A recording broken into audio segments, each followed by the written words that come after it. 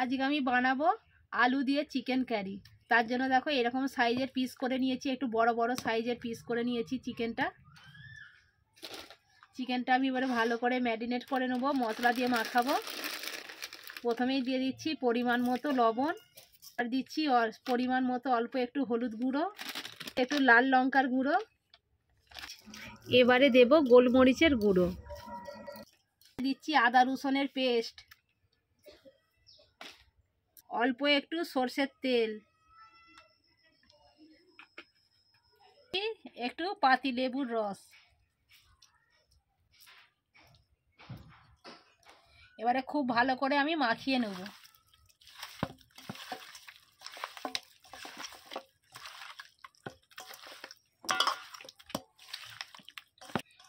খুব ভালো করে আমি মাখিয়ে নিয়েছি। আর এখানে মাংসর জন্য আমি এইরকম সাইজের আলুটা কেটে নিয়েছি, আলুগুলোও আমি ধুয়ে পরিষ্কার করে নিয়েছি। তাহলে চলো মাংসটা আমি এক সাইডে চাপা দিয়ে ততক্ষণ রেখে দিয়ে আলুটা ভেজে নেব। কড়ার মধ্যে দিয়ে দিচ্ছি সরষের তেল, তেলটা আমার গরম হয়ে গেছে, এবারে আলুগুলো দিয়ে দেবো।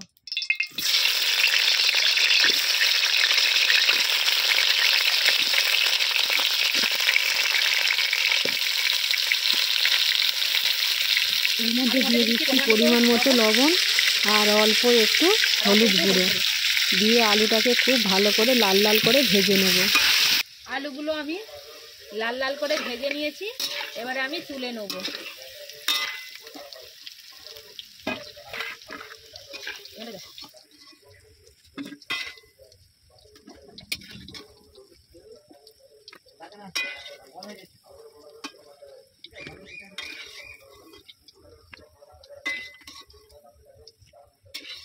তেলের মধ্যে দিয়ে দিচ্ছি দুটো তেজপাতা ফাটিয়ে নিয়েছি,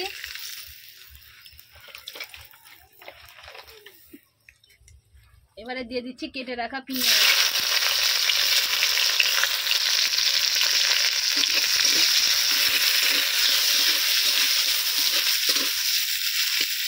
পেঁয়াজগুলো ভালো করে গোল্ডেন করে ভেজে নেব। পেঁয়াজটা আমি ভেজে নিয়েছি, এর মধ্যে দিয়ে দিচ্ছি কেটে রাখা টমেটো। পেঁয়াজের সঙ্গে টমেটোটাও একটু ভালো করে ভেজে নেবো যাতে টমেটোটা সেদ্ধ হয়ে যায়। টমেটোটাও খুব ভালো করে ভেজে নিয়েছে, টমেটোটা দেখো পুরো নরম হয়ে গেছে।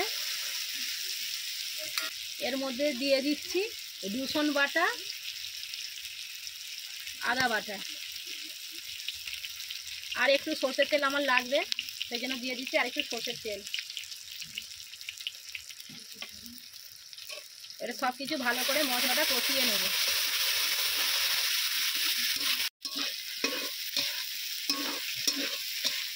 মশলাটা আমি খুব ভালো করে কষিয়ে নিয়েছি,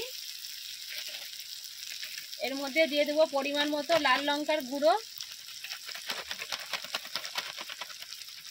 আর পরিমাণ মতো হলুদ গুঁড়ো।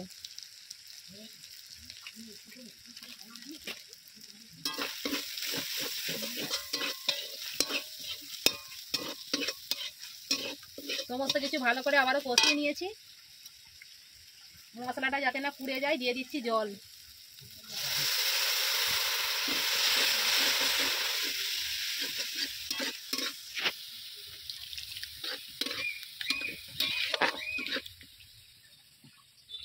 জল দিয়েও খুব ভালো করে কষিয়ে নেব। মশলাটা আমার খুব ভালোভাবে কষানো হয়ে গেছে আর মশলা থেকে তেল ছাড়তে আরম্ভ করেছে।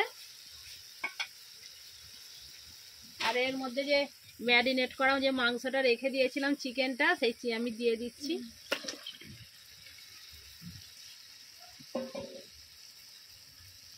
যেহেতু মাংসর মধ্যে লবণ মাখানো ছিল, সেই জন্য আমি আর এতে আলাদা করে আর লবণ দিলাম না।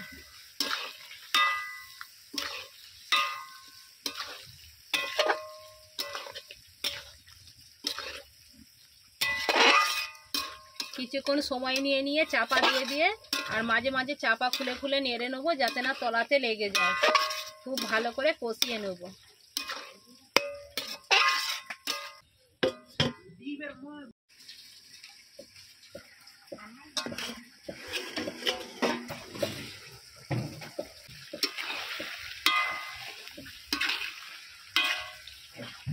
চাপা খুলে খুলে মাঝে মাঝে কিছুক্ষণ নেড়ে চেড়ে কিছুক্ষণ ধরে আমি চিকেনটা কিন্তু খুব ভালো করে কষিয়ে নিয়েছি। আর কালারটা দেখুন বন্ধুরা কত সুন্দর এসেছে।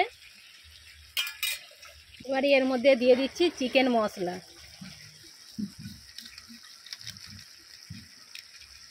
মশলাটা দিয়েও আরও কিছুক্ষণ আমি চিকেনটাকে খুব ভালো করে কষিয়ে নেব। চিকেনটা আমার খুব ভালো করে কষানো হয়ে গেছে। এর মধ্যে আমি দিয়ে দিচ্ছি ভেজে রাখা আলু।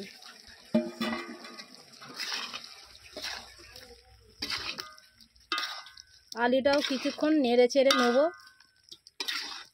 কিছুক্ষণ ধরে আলুটাও আর চিকেনটা কিছুক্ষণ আমি 2 মিনিটের মতো আরও কষিয়ে নিয়েছি আলুটা দিয়ে।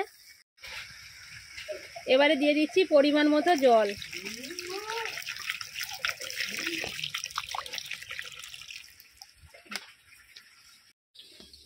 এবারে আমি এর মধ্যে দিয়ে দিচ্ছি ধনে পাতা আর দিচ্ছি গরম মশলা বাটা।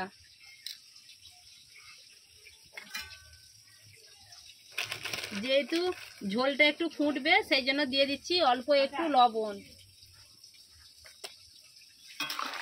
সব কিছু খুব ভালো করে মিশিয়ে নিচ্ছি।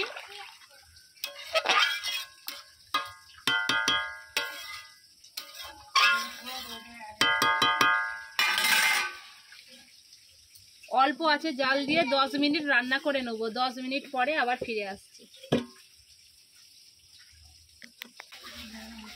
আলু দিয়ে চিকেন কারি আমার তৈরি হয়ে গেছে।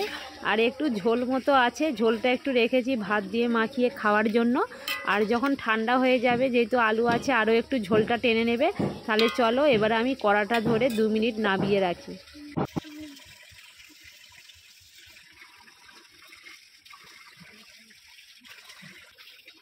তৈরি হয়ে গেল বন্ধুরা আমার এরকম গরম গরম আলু দিয়ে চিকেন কারি। আর দেখো 2 মিনিট কড়া ধরে নাবিয়ে রাখতে ঝোলটা কিন্তু অনেকটাই টেনে নিয়েছে। আরও যখন ঠান্ডা হবে, এখন পুরো গরম, আরও যখন ঠান্ডা হবে তখন ঝোলটা আরও একটু শুকনো শুকনো হয়ে যাবে। তাহলে আর গন্ধটাও কিন্তু ভীষণ ভালো বেরিয়েছে। আর পুরো পরিবার মিলে জমিয়ে আজকে দুপুরে খাওয়া দাওয়া করবো। গরম ভাত বা রুটি পরোটার সাথে জমিয়ে কিন্তু এরকম চিকেন কারি থাকলে আর কিছু বলার নেই। একে দিয়েই নিমিষেই ভাত বলো, রুটি বলো, পরোটা বলো, নিমিষেই শেষ হয়ে যাবে। তাহলে চলো আমি একটা গামলিতে কিন্তু ঢেলে নিচ্ছি। এবারে খাওয়া দাওয়া করব। আর আমার এই চিকেন কারির রেসিপিটা আজকে কীরকম লাগলো বন্ধুরা কমেন্ট করে জানাতে ভুলো না কিন্তু। আজকের রেসিপিটা যদি ভালো লাগে লাইক করবে, আর নতুন হয়ে থাকলে সাবস্ক্রাইব করে পাশে থাকার অনুরোধ রইল। আর অতি অবশ্যই কমেন্ট করে জানাবে যে আমার এই ভিডিওগুলো তোমাদের কীরকম লাগছে।